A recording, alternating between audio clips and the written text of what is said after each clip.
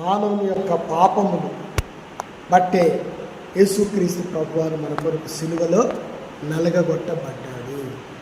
ఎందుకు నలగొట్టబడ్డాడు?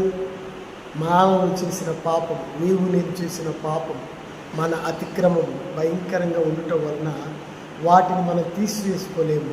అందుకోసమే పరలోకం నుండి వాటిని తీసివేయటకు తండ్రి వద్ద నుండి ఆయన భూలోకములకు వచ్చి ఆ సిలువలో మరి ఎంతో భయంకరమైనటువంటి ఆ సిలువ శ్రమలు అనుభవించినట్లుగా మనం చూడగలుగుతాం. అక్కడే 11వ వచనంలో అంటాడు, అతన్ని నలుగగొట్టుటకు యెహోవాకు ఇష్టమాయెను. గమనిస్తున్నారా? ఆయన దేహము సుందరమైన దేహం యేసయ్యది.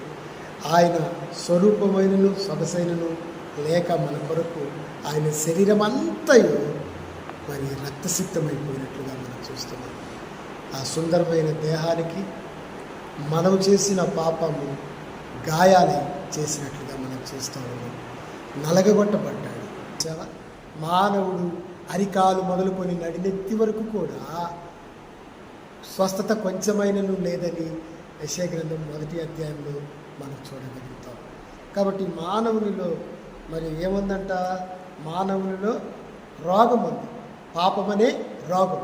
ఈ పాపమనే రోగమును తొలగించటానికి ఆయన కలువరిలో సిలువలో పంచగాయాలు, మరి శరీరం అంతా గాయాలైనవి కానీ మేజర్ గాయాలు ఒక 5 గాయాలు మనకు కనబడతా ఉన్నాయి. దేవుని బిడ్డలారా, మనం తలతో ఆలోచన చేసిన పాపం నిమిత్తమై మనకు రావాల్సిన శిక్ష, మనకు తలకు ముళ్ళ కిరీటం మనకు మొత్తవలసిందే. అయితే మన కొరకు మన ప్రభువైన యేసుక్రీస్తు తలకు ముళ్ళ కిరీటము మొత్తబడినట్టుగా చూస్తున్నాం. మనము రెండోది 2 చేతులతో చేసినటువంటి పాపము నిమిత్తమై మరి 2 చేతులకు 2 మేకులు కొట్టినట్టుగా మనం చూస్తున్నాం.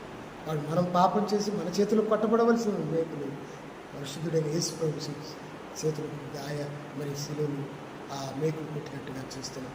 మనం పరిగెత్తి 2 కాళ్ళతో పాపం చేసి మనము మన కాళ్ళకు మేకు కొట్టవలసి ఉంటే, అయితే పరిశుద్ధమైన ఆ ప్రభు యొక్క కాళ్ళలో ఏ దోషం మీద అయినా కూడా 2 కాళ్ళకు ఒకే మేకు పెట్టినట్టుగా చూస్తున్నాం. మనం ప్రక్కతో పొరిగి చేసినటువంటి పాపం నిమిత్తమే మరి ప్రభు ప్రక్కలో పల్లెకు పెట్టినట్టుగా చూస్తున్నాం. కాబట్టి సహోదరుడా, ఆలోచన చేయి. మనం చేసిన అతిక్రమం, మనం చేసిన దోషము, పాపం నిమిత్తమే ఆయన సిలువలో మరణించాడు.